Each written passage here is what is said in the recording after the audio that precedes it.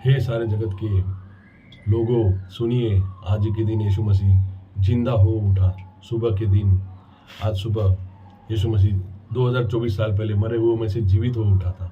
देखिए, मैं लूका अध्याय 24 पढ़ता हूँ। ये लुकमान जो हकीम थे, यूनानी हकीम थे, उन्होंने ये छानबीन करके, लोगों से छानबीन करके यीशु मसीह के बारे में पूरा इतिहास लिखा हुआ है। ये सत्य इतिहास है। और हकीम लुकमान को तो आप जानते ही हो सब, शायद उनका वो यूनानी हकीम थे और उन्होंने ये सत्य जानने के लिए, क्योंकि वो कह रहे, वो उनको आश्चर्य होता था कि सिर्फ बोलने से, प्रार्थना करने से, बोलने से लोग कैसे चंगे हो जाते, वो देखने के लिए वो आए थे। और उन्होंने सब छानबीन करी, क्योंकि वो दवाई बेचते थे, दवाई बेचते नहीं थे, वो हकीम थे और वो लोगों को दवाई देते थे, सबको भला चंगा करते थे। लेकिन यीशु मसीह आने के बाद उनका धंधा और उनके जैसे कई लोगों का धंधा चौपट हो गया। आज भी कई लोगों का धंधा चौपट हो रहा है, लेकिन यीशु मसीह महान परमेश्वर, उनकी छानबीन की और उन्होंने लिखा। लूका नाम का पूरा पुस्तक है। नया नियम में, बाइबल में दो किताबें हैं, पुराना नियम और नया नियम। तो आप नया नियम में तीसरी किताब है, तो तीसरी किताब में आप पढ़ोगे लूका, हकीम लुकमान की कहा। उनके 4 चेलों जो उनके साथ चले फिरे थे, खाए पिए थे, उनको छुआ था, उनके साथ चले थे, उनके साथ दुख उठाया था और उनके साथ उन्होंने सब आनंद मनाया था। रोटियां खाई थी और रोटियों की टोकरियां उठाई थी। उनके चेलों ने भी लिखी है 3 किताबें। और ये चौथे है लुकमान जी, हकीम लुकमान जी, उनका मैं अध्याय आपके सामने पढ़ रहा हूँ। आप सुनिए, अध्याय 24। परंतु सप्ताह के पहले दिन बड़े भोर को वे उन सुगंधित वस्तुओं को जो उन्होंने तैयार की थी लेकर कब्र पर आई। ये 3-4 स्त्रियां थी, उसमें माता मरियम भी थी और एक मरियम भी थी, जिनके ऊपर से प्रभु ने कई दुष्टात्माओं को निकाला था। और भी सुसन्ना और भी 2-3 औरतें थी। तो उन्होंने आई थी, तो वो जब उन्होंने देखा तो भोर को ये पत्थर लगा हुआ था। तो मैं उसके बारे में पढ़ रहा हूँ, आप देखिए। अध्याय 24। परंतु सप्ताह के पहले दिन बड़े भोर को वे उन सुगंधित वस्तुओं को जो उन्होंने तैयार की थी लेकर कब्र पर आई, और उन्होंने पत्थर को कब्र पर से लुढ़का पाया और भीतर जाकर प्रभु यीशु की लोथ न पाई। जब वे इस बात से भौचक्की हो रही थी, तो देखो 2 पुरुष झलकते हुए उजले वस्त्र पहने हुए उनके पास खड़े हुए थे। ये स्वर्गदूत थे। जब वे डर गई और धरती की ओर मुंह झुकाए रही, तो उन्होंने उनसे कहा, तुम जीवते को मरे हुए में क्यों ढूंढती हो?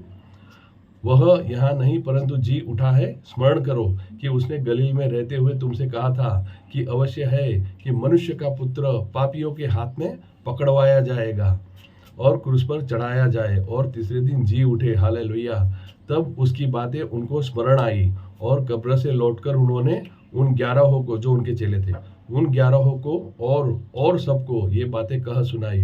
जिन्होंने प्रेरितों से ये बातें कही, प्रेरितों यानी कि यीशु मसीह के चेले जो उनके साथ थे, 12 चेले थे, जिन्होंने, एक तो मर गया और 11 चेले थे, उनके बारे में जिन्होंने प्रेरितों से ये बातें कही, वे मरियम मगदलिनी और योवन्ना और याकूब की माता मरियम और उनके साथ की और स्त्रियां भी थी।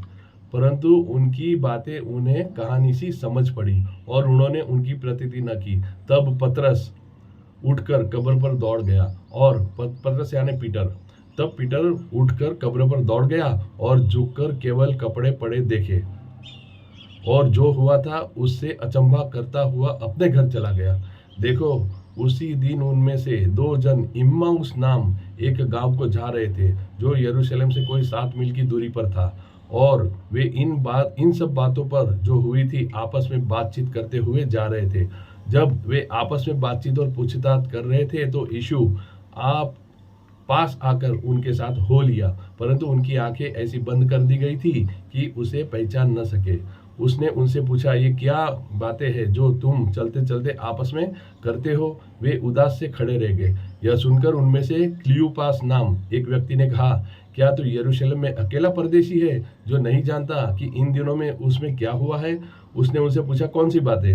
उन्होंने उससे कहा, यीशु नासरी के विषय में जो परमेश्वर और सब लोगों के निकट काम और वचन में सामर्थी भविष्यवक्ता था, और महायाजकों और हमारे सरदारों ने उसे पकड़वा दिया कि उस पर मृत्यु की आज्ञा दी जाए और उसे क्रूस पर चढ़वाया, परंतु हमें आशा थी कि यही इस्राएल को छुटकारा देगा। और इन सब बातों के सिवाय इस घटना को हुए तीसरे दिन हुआ है। और हम में से कई स्त्रियों ने भी हमें आश्चर्य में डाल दिया, जो भोर को कब्र पर गई थी और उसकी लोथ न पाई, तो यह कहती हुई आई कि हमने स्वर्गदूतों का दर्शन पाया, जिन्होंने कहा कि वह जीवित है। तब हमारे साथियों में से कई एक कब्र पर गए और जैसा स्त्रियों ने कहा था वैसा ही पाया, परंतु उसको न देखा। तब उसने उनसे कहा, हे निर्बुद्धियों और भविष्यवक्ताओं की सब बातों पर विश्वास करने वाले मंदमतियों, क्या अवश्य न था कि मसीह ये दुख उठाकर अपने महिमा में प्रवेश करे। हालेलुया। तब उसने मूसा से और सब भविष्यवक्ताओं से आरंभ करके सारे पवित्र शास्त्रों में से अपने विषय में की भविष्यवाणी की बातों का अर्थ उन्हें समझा दिया। यीशु मसीह के मरने के 600 साल पहले, 700 साल पहले, 1000 साल पहले, 4000 साल पहले उसके यीशु मसीह के बारे में लिखा गया, तो वो सब उन्होंने उनको समझा दिया। तब उसने मूसा से और सब भविष्यवक्ताओं से आरंभ करके सारे पवित्र शास्त्रों में से अपने विषय में की बातों का अर्थ उन्हें समझा दिया। इतने में वे उस गांव के पास पहुंचे जहां वे जा रहे थे, और उसके ढंग से ऐसा जान पड़ा कि वह आगे बढ़ना चाहता है, परंतु उन्होंने यह कहकर उसे रोका कि हमारे साथ रह, क्योंकि संध्या हो चली और दिन अब बहुत ढल गया है। तब वह उनके साथ रहने के लिए भीतर गया। जब वह उनके साथ भोजन करने बैठा तो उसने रोटी लेकर धन्यवाद किया और उसे तोड़कर उनको देने लगा। तब उनकी आंखें खुल गई और उन्होंने उसे पहचान लिया। हालेलुया। और वह उनकी आंखों से छिप गए। हालेलुया। उन्होंने आपस में कहा, जब वह मार्ग में हमसे बातें करता था और पवित्र शास्त्र का अर्थ हमें समझाता था, तो क्या हमारे मन में उत्तेजना न उत्पन्न हुई। वे उसी घड़ी उठकर यरूशलेम को लौट गए और उन 11 और उनके साथियों को इकट्ठे पाया। वे कहते थे, प्रभु सच में जी उठा है और शमौन को दिखाई दिया है। तब उन्होंने मार्ग की बातें उन्हें बता दी, और यह भी कि उन्होंने उसे रोटी तोड़ते समय क्यों कर पहचाना। वे ये बातें कह ही रहे थे कि वह आप ही उनके बीच में आ खड़ा हुआ और उनसे कहा, तुम्हें शांति मिले। हालेलुया, आमीन। परंतु वे घबरा गए और डर गए और समझे कि हम किसी भूत को देख रहे हैं।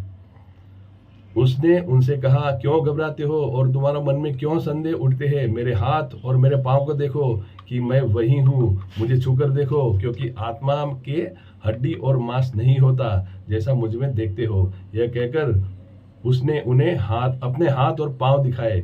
जब आनंद के मारे उनको प्रतीति न हुई और आश्चर्य करते थे, तो उसने उनसे पूछा, क्या यहाँ तुम्हारे पास कुछ भोजन है। उन्होंने उसे भुनी हुई मछली का टुकड़ा दिया। उसने लेकर उनके सामने खाया। फिर उसने उनसे कहा, ये मेरी वे बातें हैं जो मैंने तुम्हारे साथ रहते हुए तुमसे कही थी, कि अवश्य है कि जितनी बातें मूसा की व्यवस्था और भविष्यवक्ताओं और भजनों की पुस्तकों में मेरे विषय में लिखी है, सब पूरी हो। तब उसने पवित्र शास्त्र बुझने के लिए उनकी समझ खोल दी। देखो, ये है मेन आत्मिक आंखें खोलने वाली बातें। जब तक आत्मिक आंखें नहीं खुलेगी, तब तक यीशु मसीह समझ में नहीं आएंगे, चाहे कुछ भी कर लो। हे मेरे विरोधी भाई बहनों, मैं आपसे हाथ जोड़ के विनती करता हूँ, यीशु मसीह आपको बचाने के लिए, मुझे बचाने के लिए, हम सबको बचाने के लिए इस धरती पर आया, और हम जो विरोध करते हैं, बहुत दुख की बात है। आपको उद्धार चाहिए, तो ही हम स्वर्ग पाएंगे, तो ही हम मोक्ष पाएंगे। मोक्ष ऐसे इजीली नहीं मिलता। प्रभु आपको शांति आशीष दे। और उसने उनसे कहा, यो लिखा है कि मसीही दुख उठाएगा और तीसरे दिन मरे हुए में से जी उठेगा। देखो, यीशु मसीह के मरने के पहले ही लिखा था। और यरूशलेम से लेकर सब जातियों में मन फिराव का और पापों की क्षमा का प्रचार उसी के नाम से किया जाएगा। तुम इन सब बातों के गवाह हो। और देखो, जिसकी प्रतिज्ञा मेरे पिता ने की है, मैं उसको तुम पर उतारूंगा, और जब तक स्वर्ग से सामर्थ्य न पाओ, तब तक तुम इसी नगर यानी कि यरूशलेम में ठहरे रहो।